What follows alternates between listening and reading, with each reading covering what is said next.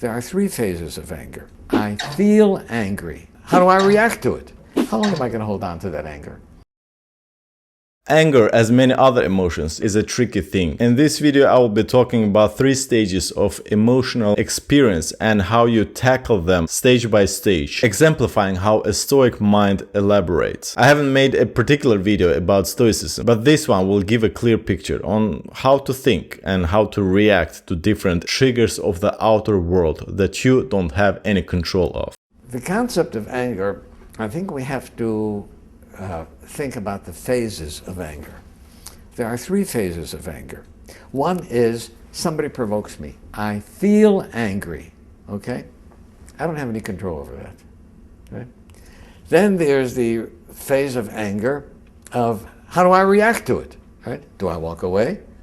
Do I respond? Do I punch the guy in the face? Do I call him with some nasty name?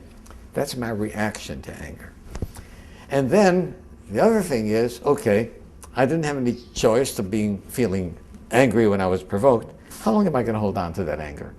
An hour? Great starter to this topic. I would like to point out that this kind of a process refers to any types of emotional experiences, both positive and negative emotions. Clinging to any kind of emotions can harm you in the long run because they make you addicted. The reason why we talk about anger specifically is because it's one of those feelings that can be damaging and devastating to your relationships, to your persona, to your reputation overall. A day, 22 years, right? So in order to keep things straight, I give these 3 phases 3 different names. The feeling of anger, I call anger. The reaction to anger, I call rage. And the hanging on to the anger is called resentment, right? This guy definitely knows how to simplify whatever he wants to communicate and serve it in a very palatable manner. These 3 phases, these 3 stages, is essentially how we experience different emotions. The first stage is inevitable, it's impulsive, it's natural, it's what makes us humans. The 2 other stages are trickier, and I will be explaining more in depth how Stoicism comes to play a role in part of mastering your emotions. And then if you clarify it, I say, okay, I can do nothing about my feeling of anger other than perhaps take some things in perspective, right? One of my father's teachings that helped me a great deal was that when somebody did something to my father which should have provoked anger, my father would say, you know, what he did was so foolish.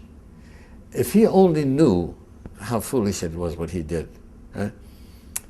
He wouldn't have done it. Emotions are inescapable. It's the biggest part of our survival strategy as these physical bodies that we are. Your mind, your body makes everything in its power to keep you safe, to make you progress throughout the life. Emotions are kind of alarming signals which are auto-regulated and helps you to navigate through life. But if your consciousness is at low level, your emotions may steer your life in a direction that you wouldn't want to head towards. This is why we try to master our emotions, because we don't want to be slaves to our feelings. And as we know by now, your mind, your perception dictates your life. How you see, how you perceive is what you get and what you become. Following emotions at all times can be a very deceptive and dangerous attitude.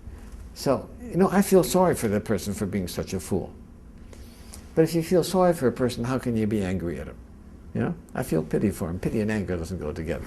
This part is about putting yourself in other person's shoes, trying to understand where they come from. Not specifically feeling pity for them, but trying to understand their background and the reason why they're angry at you or feel other emotions towards you. This is not about belittling them, rather trying to understand them from your own perspective, empathizing if you may. Like for example, if you're trying to reach out to your friend, you call, you text, but get no answer, you start automatically build up scenarios in your head about them ignoring you, something being wrong between you two, and you become angry, anxious, wanting to cuss out your friends, spew some poison at them. But if you back off a bit, try to put yourself in their position, trying to come up with more reasonable arguments to why they're not able to answer you right away. Maybe they're showering, maybe they're taking a poop, maybe something bad has happened to them. So the only rational, reasonable thing to do is to sit back, relax, take your time, do your own chores, and let them come to you. But nevertheless, I can't control how I feel when provoked, but I certainly can control what my reaction is going to be.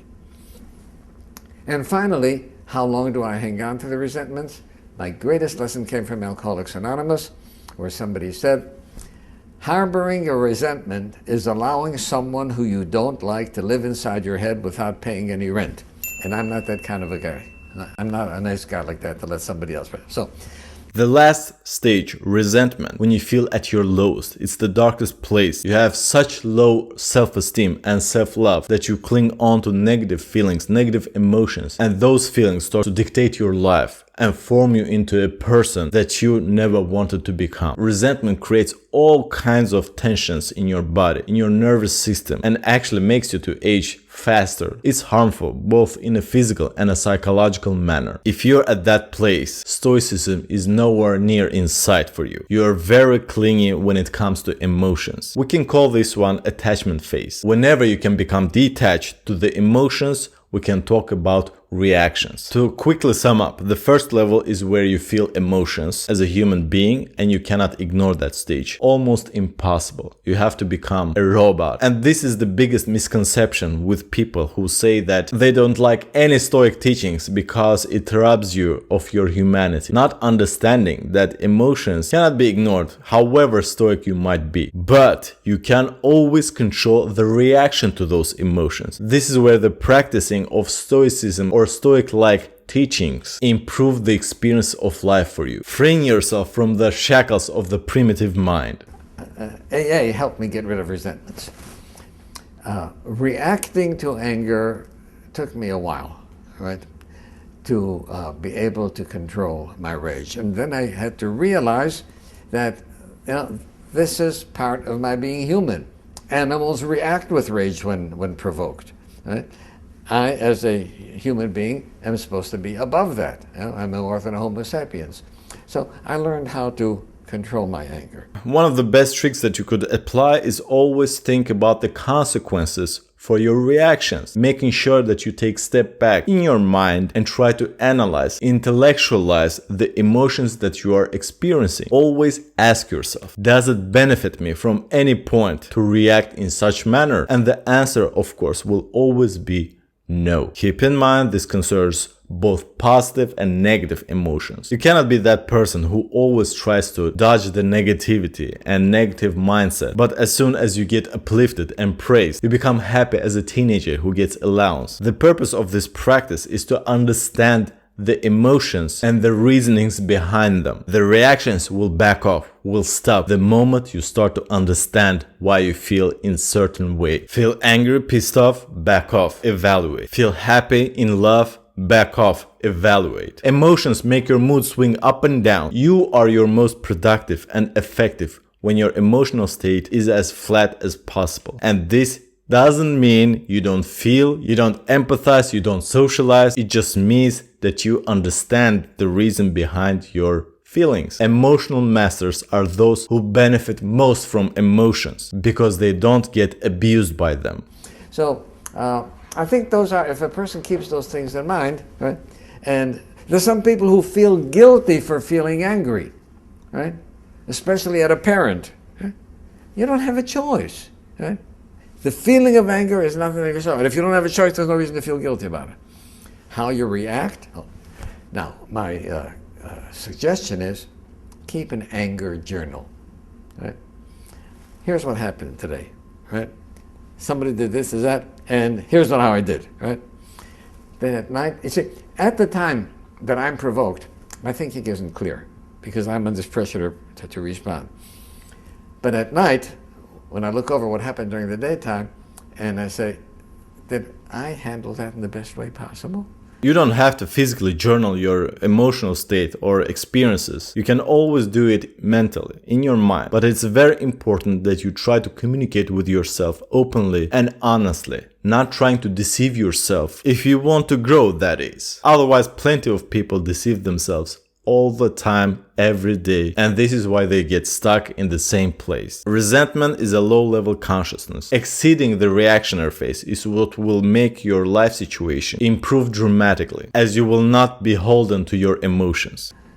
Could I have done something better? And that becomes a lesson for the next time.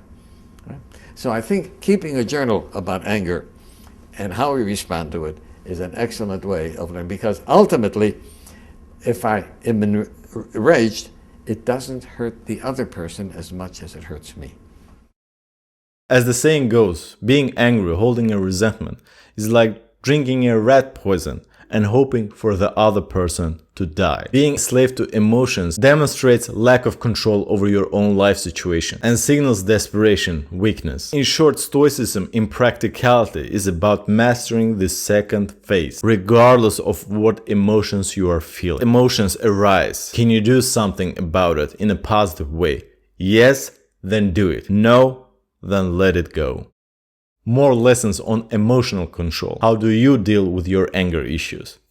Tell me in the comments. But for now, Hossein, out.